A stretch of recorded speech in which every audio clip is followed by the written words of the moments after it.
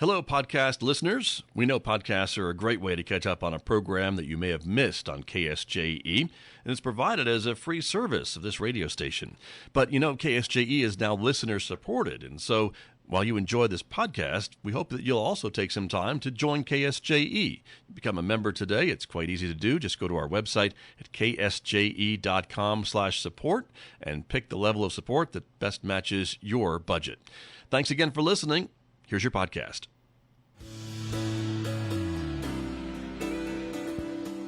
Now back to Studio A and the award-winning Scot Michlin morning program on KSJE.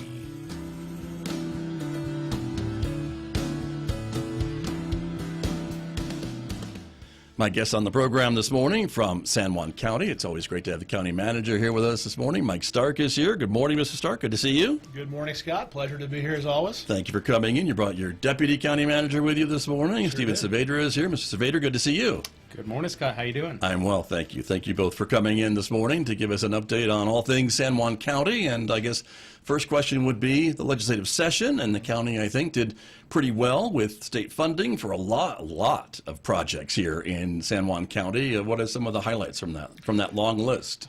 Yeah, Scott. No, we had another successful legislative session. You know, this was a 30-day session, so it's primarily focused on budget, but capital outlay is always part of a legislative session. And of course, in San Juan County, we work really closely with our state legislators, not just during the session, but throughout the year, to make sure they're aware of what priorities are for us and how they can best help us with potential funding opportunities. But I think collectively as a county, when you look at all of the entities that receive funding, so this isn't just San Juan County as an organization, but you look at San Juan College, for example, the cities of Farmington, Aztec, Bloomfield, the chapters in San Juan County, a lot of different entities, but over $40 million of funding that's coming for infrastructure projects throughout the county. Nice. Very good. And again, it's always nice when the state has some or enough funding or more funds maybe than they necessarily need to have, I guess. Maybe there's never enough, but I mean, the point is that we're talking about budget cuts this year, and that's, I think, significant too. They're able to fund a lot of these requests from these organizations and entities, right? They are, and our legislators, we're very fortunate here. They work collaboratively together, knowing that, instead of trying to piecemeal projects, let's try to find projects that are shovel ready or near shovel ready, right? And then let's collectively fund those so that we can get, the most bang for the state buck, and more importantly, get the project done. Sure. So that it's not a situation where you're having to, like I said, piecemeal it year after year, and then you get to year 4 and you go, oh gosh, inflation has hit us and we can't finish the project, and that's one of the things I really value about our legislators is their collaborative spirit up here that I know doesn't exist in other parts of the state. Right, that's true. I've heard that before, so that's nice to hear. Were there some things on the county's kind of wish list that did get funded that you're pleased about? We did. Each year the county commission will list out their legislative priorities. That we prepare a booklet for all of our legislators, and a lot of those projects are generated from our infrastructure capital improvement plan that we develop annually, and so we do appreciate that the commission uses that as a tool to develop the projects of highest and greatest need for the county. So number 1 on that list was our EMS Station 6 project, and that did get funded, $2 million. That's going to replace a leased facility that is just down the street on Farmington Ave. Okay. The property's already been acquired for that project. It's just south of the Sunward Credit Union on 20th Street. There's a vacant lot there, so that will be the home of the new EMS Station 6. We'd received some funding for senior centers for new vehicles for our 2 senior centers in Blanco and Lower Valley. And then we received funding that we'll talk about for McGee Park on the amount of $7 million. Okay. And so that was exciting news, somewhat unexpected news. Right. Very good. And that's in addition to the other 40, the part of the 40 million that you're talking about, right? Correct. So, okay, that's just our portion of those projects. Exactly. And the rest of those I know are listed on the legislative website, right? There's a list of all these too. probably folks can go through if they want to see specifically what we're talking about as well? Yeah, if you go to nmlegis.gov, they actually have a specific section on capital outlay, and then you can go select the list as a whole, or what's really helpful for us is to select it by county. Right, sure. And then you're See able the to whole see each entity, how much they received, and Got it. For what project. Sure. Very good. Well, congratulations, because I know that's a big help to a lot of these organizations and the county as well, because, of course, if you didn't have state money for some of these things, you'd have to maybe find some local sources of revenue or what have you, and some of those projects have pretty high price tags. So I understand that's important to maybe pull those funds from the state. Well, they do, and I just to share with your listeners and viewers, we currently have $54 million under grant management at the county, and we've got a great team at the county, always looking for grants. Of course, this specific capital outlay is working with our legislators to bring in dollars from elsewhere, but it helps offset the local costs to our taxpayers and still allow us to get valuable, needed infrastructure projects completed. Sure. So, it's a concerted effort to do that. Nice. So that we can maintain the low property tax rates that we have here, the low GRT rates, comparatively speaking, to the rest of the state. Right. All right. I know that's a source of pride for you and the county commission as well. So it's great to hear about that too. I want to ask, as long as I've got you here, the Pinon Hills Extension, we saw phase 1 and 2. The city of Farmington's phases open up not too long ago. The county has phase 3, and I know you've been working hard and your staff has been working hard to put the pieces together for that. Is there any update on phase 3? There is. I mentioned that the EMS Station 6 project was our number 1 capital outlay request, and that is true as it relates to what can really be funded through capital outlay. Right, okay. But we know we're not going to fund a $29.5 million project, which is the latest estimate for. That's the price of phase 3. For phase 3. That we're showing. And so on the map that we're showing right here, it is actually in length longer than phases 1 and 2. Of course, phases 1 and 2 had a bridge involved over the river, but phase 3 is actually a longer stretch of road going up to the top of Crouch Mesa. And that's the $29.5 million part of this project. It is. And so, the challenge there is trying to find alternative ways to fund that. And so our overarching number 1 project this year, supported by the county commission, was to fund phase 3. And so a lot of advocacy that went into that from our county commission, from our state legislators, meetings with the governor's office and even the governor herself to make sure everybody was informed of the need and that we didn't want to have what we would consider an unfinished project. Right. A bridge or a road that only led to and connected to Southside River Road. To make this a complete transportation project, it needs to come all the way over the top of Crouch Mesa and connect into County Road 390. And so that was really a lot of effort went into that this session, and we're very optimistic that there may be some funding streams available to us post-session as a result of a transportation bond bill that was passed. Don't have any detailed or information related to whether or not that's was successful or not, but we hope we'll hear something very soon. Okay. About our ability to have that project fully funded. Got you. Well, I hope you'll come back and tell us when you get some news about that. And so, but the point is, the fact is that the state legislature did pass money for road projects in New Mexico. Whether or how or where that money gets spent is what you're waiting to hear. Correct. Yeah. State transportation bond bill, $1.5 billion over 10 years, and divvy that up to about $150 million per year that would fund a variety of state projects. And so my math isn't really good, but even this early in the morning, I can tell that $29.5 million could be paid for with $150 million per year. It could be. Could be. Correct. Yes. The math works out, but we'll wait to see. But that's a good update. Again, the state was talking about road projects, I know, and there's a lot of need throughout the state. And so, but I know there's a lot of advocacy for the project here. So thanks for talking about that a little bit with me as well. I also wanted to ask you, too, about SunRay Park. That's been, of course, in the news.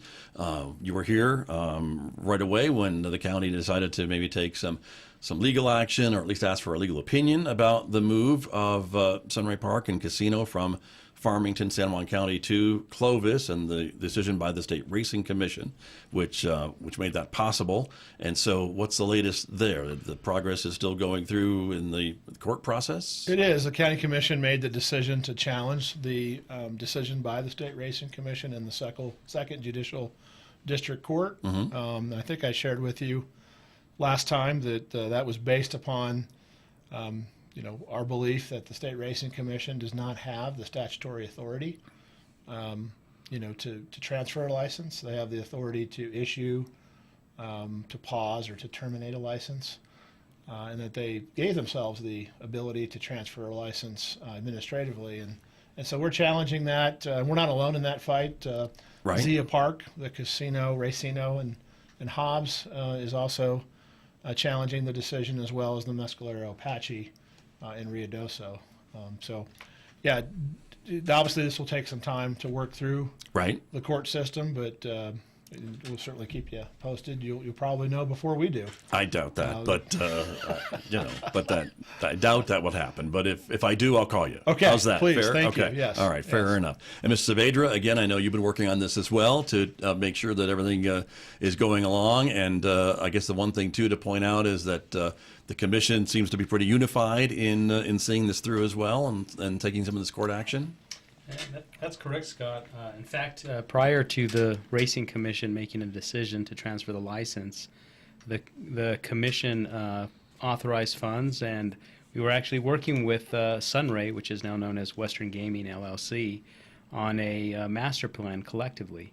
And that master plan is to make improvements to McGee Park, everything from the infield to pickleball courts to RV amenities to dog park. Right. And not necessarily for tourists, but more primarily for our residents, so that they could enjoy that facility to a greater capacity. Gotcha. And I want to talk more about that with you too in just a moment. But that's an important, I guess, improvement to the area out there, because again, to be clear for our audiences, the property, the fairgrounds, McGee Park proper, remains the ownership of San Juan County, and so it's a county facility that was then being leased to Western Gaming, I guess, to run the horse track and the casino. Is that kind of how the legality of that worked? That's correct. There's 96 acres that is being leased out to SunRay or Western Gaming currently.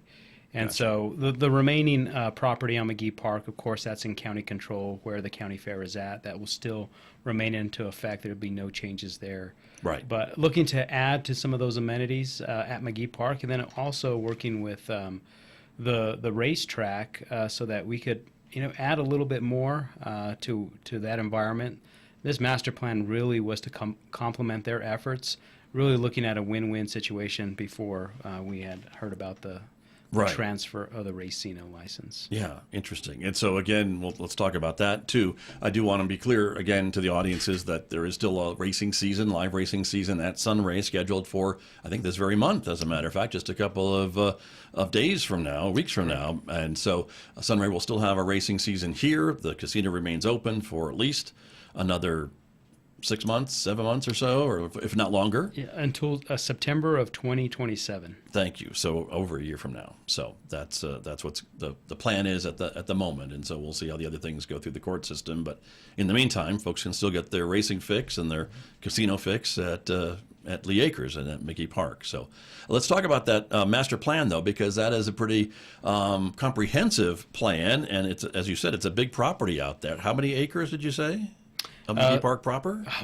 Well, right now we're leasing 96 acres to SunRay, and I see. total, I believe we have more than that. Yeah, 196 altogether. Okay. Thank you, Mike. Gotcha. So it's a lot of area, vast land, and what this master plan identified was first in the forefront. They had looked at the possibility of adding some commercial development, specifically a hotel. Right. Now that location may change based on what happens in the near future. Okay. Of course, you see the infield. That actually received the most input from the public. Interesting. In fact, a lot of individuals came out and indicated that there is a need for youth sports in our community, a lack of athletic fields. Right. For a lot of tournaments, individuals go to Albuquerque or Colorado. And what better place than McGee Park with a vast amount of parking, and of course that infield can be improved so that There would be tournaments for athletic events, but also it would work in conjunction with a concert venue. Got you. And so that's a big part of this. And then, of course, you're talking about maybe some other amenities as well. I know there's currently some RV spaces out there, or at least there used to be. That's still part of the property, correct? That is still part of McGee Park. That is Okay. not part of that 96 acres that is leased out. Yes. In fact, there is RV rallies that currently takes place. And so if you looked a little bit down south on the map, there was a dog park for the RV rally goers. There was some improvements by the river, such as barbecue, some cots so people could rest, and a venue, in fact, by the river, a wedding venue, just to spruce up. And so it wouldn't just be for RVers, but in fact, if somebody wanted to get married and have a nice function by the river, oversee the bluffs, what better place than McGee Park to take care of that action? Sure.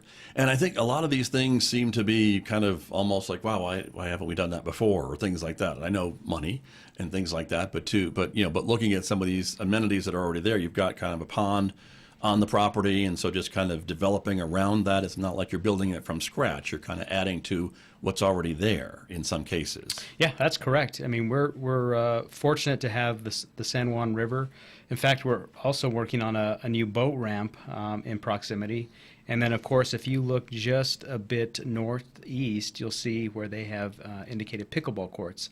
That, of course, is a sport that only continues to grow in popularity, and so we wanted to make sure that residents nearby will have the opportunity to participate in that recreation activity. Yeah, very much so. And so to look at this map, just to give folks maybe a little perspective, folks who are watching on video, we can see the big green square, which would be the infield of the track, which you can kind of get your perspective maybe of that. The grandstands, the current casino is just south of that. Of course, the Coliseum, the other convention center, again, areas south of that as well. If we look directly to the right-hand side, then what we're looking at is some of these other green spaces or other places for development, and that would be kind of south of the sheriff's substation there. Is that kind of my geography? That's correct, Scott. Got it. Okay. And then there's kind of an arroyo that runs through, and so you've got some bridges and some other pedestrian crossings to get from one side of that arroyo to the other. That's also part of this plan. Yes. There's in fact a bridge that would have crossed that arroyo that was part of the conceptual plans. Got you. And I keep saying, when you build this, but I know you need to fund it, and so that's part of this as well, because the price tag is significant. And the improvements are significant. Yeah, altogether the cost for all these improvements altogether is $27.5 million. Now, as Mike mentioned, we are fortunate to receive $7 million. Right. Of course, we'll see what shapes out with SunRay and that legal action before the commission will take any action. But that $7 million is going to go a long ways. And what we can do is, it doesn't have to be one or the other. We could identify, we got this amount of money, what can we do with it, to try to make sure that we check the boxes and we don't cater to one specific event. But if it's pickleball, if it's infield, if it's RV, we're making those improvements and we're moving this needle forward. Got you. So maybe splitting this plan up into phases, is that kind of the idea with the available funding that you have or will have in the future? And to able to construct all of this, we would need to look at phasing it. It's just right now we just don't have the funds to do it. But I think along with the commission's direction, we'll take their lead and see what we're going to accomplish with that money, and hopefully more money to come. Right, understood. We're seeing some of the other more fine points of the plan there, the pickleball courts that you mentioned earlier, right? So there's about, 10 or so in the plan, at least in this plan? Yeah, in fact, you'll see where there's pickleball courts. In fact, there is a pickleball tournament area with some smaller grandstands, so that if we do have the ability to host tournaments, or if somebody wants to put on their own tournaments, those amenities will exist. I like that. The Mike Stark Invitational Pickleball Tournament. I can see it now, can't you, Mr. Stark? Yeah, hope you don't break an ankle. Okay. Well, there you go. But fair enough. Some other of drawings of some of the other components of this, right, that we're seeing on the screen too. And so how long did this master plan kind of take to put together? You've got a consultant here, I guess, that's put all this together for the county? We did work with a consultant, Plan Collaborative, Greg Miller, who actually worked with the city of Farmington in the Boundless Adventures Park. The Boundless Journeys. Boundless Journeys Park. All Abilities Park, that's right. All yes. Abilities Park. Same individual that worked on that is the same individual that worked on our master plan. About 7 months in total. Gave a presentation last November to the county commission on what this master plan consists of and how we should move forward. Okay, very good. I want to go through some of the other screens too that you've sent us, because I think it's really fascinating to be able to see this in living color and some of the amenities that we're talking about. This RV recreation space, so again, in close proximity to the RV park and the RV spaces there, this would be a short walk for folks to come over and enjoy some other outdoor recreation space. That's right.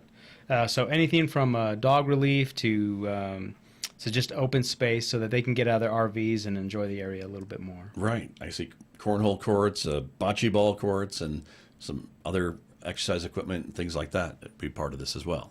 So very good. And then the pond gathering, we talked a little bit about that. This is that wedding venue location this near is actually that? We're trying to make some improvements. There is a retention pond right now, and see if we can actually maybe shotcrete that, make some improvements to that water system. Actually, we're looking to revise this section of the plan just a bit.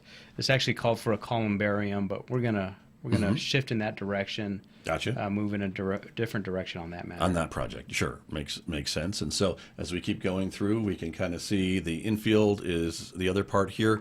That's got some soccer fields, at least on this part of the plan. Yes. Yeah, that's correct. And there was a few different renderings that were showcased, from athletic fields to motocross. Top Golf was even one of them that was showcased. But ultimately, by and large, the public came out and were in favor of athletic fields, specifically for the youth, and just the ability not to travel to different locations, but to have tournaments here in San Juan County. Very good. That's a lot of grass, right? That would be natural field, or we'd probably actually look at still under discussion of where we'd go from natural or artificial turf. I see. Of course, we want to be conscientious of water or lack thereof. Right. And so we may end up moving into a different direction when it comes to turf. Gotcha. But right now it's dirt, so any improvement I think would probably be welcome. So there you are. And then some of the other things you're talking about for the infield gathering areas and things like that, a temporary stage, maybe a balloon launch field, all those types of things that could be useful, I guess, once these improvements are made. Yeah, absolutely. In fact, there's already some of the balloon landings that are taking place at McGee Park right now, and so to add that turf would make that experience that much more. I think the balloon pilots would much appreciate landing in turf instead of dirt, so at least the ones that I've met, so I understand. That makes sense as well. So central gathering spaces as well, so lots of different parts of this plan, I guess, and because it's such a big property, I mean, you can see there's improvements in almost every corner of McGee Park proper. Yes, that's what correct. I see from That's this. So that's what I'm seeing right now as we move forward. And then again, this outdoor event space. This is the wedding venue that you're talking about. Correct. Yes. Yes. So there we are, and a little bit of an overlook of the river too, using that to your advantage. That's right. That's right. Capturing that natural beauty of the river and the bluffs, and there you go. Pictures, and this is what we envision. Nice. Very good. And so I guess I would think about maybe some of the what ifs questions come to mind about, what if you are suddenly in the market for a new casino operator or a new racetrack operator? Could maybe part of this plan be used to maybe entice a future lessee of that space, Mike Stark? Is that something that the commission might consider or could use? I suppose you could use it. Yeah, absolutely. This plan was developed contemplating that we would have, a racino tenant there, and so we were trying to find a use that would integrate with that. But there probably would be a little bit of a redesign, of course, on the infield area. For some reason, we're not able to continue with the racino, and would actually look to put out an RFP to find another tenant to provide a recreational opportunity. Stephen had mentioned moving a hotel potentially may not be in the parking lot, but be more centrally located with the space that's currently there. We'd have more of a blank slate. Right. We have a lot of parking lot. We have a lot of parking lot, a lot of RV, over 500 sure. RV spots at McGee Park. I mean, we have the opportunity to add some larger venues, like concerts. We would actually have the parking capacity to handle that. So yes, I think sky's the limit. Of course, the funding is not. Right. But we are very fortunate to have the $7 million of seed money that, combined legislative effort, but specifically on that one, Representative Duncan really worked hard on this, and he was really appreciative of the fact that San Juan County had a plan. And so it makes it a lot easier to sell a vision, to sell a project, when you can hand that to all of your legislative colleagues and say, hey, San Juan County needs your help. We need some assistance here to, we not have a racino here. We want to make sure, or should we have a racino here? We want to make sure we have a park that really serves the area and potentially serves, some outside tourism such as RV rallies, et cetera. Right. And enhance the park. And like you said, it's a shame it hasn't been done sooner, but of course you have to have the resources to do it. Right. And we are very mindful of the fact that we try to do that within existing budgets. Exactly. No, I understand that too. And I think, Mr. Saavedra, you were saying that for a while SunRay was at the table for some of these conversations about this plan and maybe what could be done with that property around their location? That's correct, Scott. In fact, one of the public meetings we held, there was one individual from SunRay that was present, because we wanted to make sure they were invited. They had a seat at the table, especially if we're looking at the infield. That is area that they lease. And so we didn't want to propose any type of project or development on their leased property. We have actually were concerned that the infield would be a no-go, and quite the opposite. The individual was making recommendations on how we could utilize that property, some areas to be conscientious of. But by and large, it was a working relationship. We were collaborative in the process. We were all moving in the same direction. What could go wrong? Right. And well, so, I understand. But I would think that then, with all this to come to fruition, that would be a bigger draw if I was a racino operator at this property, and folks could come in and play a pickleball tournament or what have you, or stay in their RV and wander over just a few feet away to enjoy some horse racing or enjoy a casino or some entertainment or what have you at some of these new attractions that you're planning on. Or after your pickleball, you go get a meal at the restaurant. Right. It is. It's to try to spruce up the area, make it shine a little bit more, and add some utility both to McGee Park and of course the racetrack if it is there at the time. Right. Well, it's a big property, and I think it holds a special place in the hearts of many in San Juan County, and so a lot of great memories there, a lot of future memories to be made there, and I think this is just adding on to some of the things.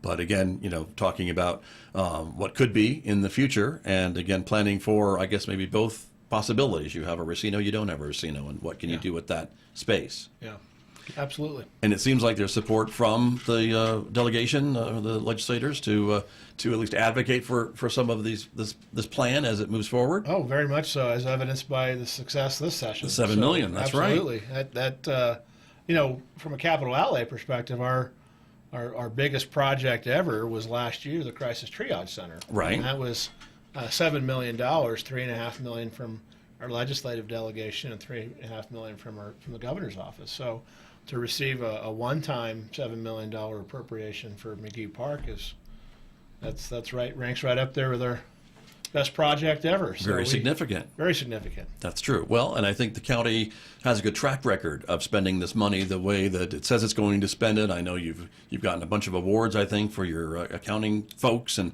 financial responsibility and some of the things as well. So I think that also bodes well for monies that come into San Juan County and under the county's guidance and leadership. Yeah, no, I appreciate that. It absolutely does. I think our legislators, they know when they invest money here, it's going to get spent for the right purpose. It's going to be within budget, and it's going to get done within the timelines that are set. So. Right. Very good. Well, gentlemen, I'm afraid to say we're out of time, but I do appreciate you both coming over to talk about these projects and the ongoing things and the things that are still to come. And it's very exciting to hear what's planned. So thank you both very much. Thank you, Scott. You're very welcome. Good to see you both. That is Mike Stark and Stephen Saavedra from San Juan County, my guests here on KSJE. Did you enjoy that podcast? We hope that you did. And if you did, share it with your friends. And if you really want to keep podcasts like this coming, please support KSJE. You can do it easily online at ksje.com.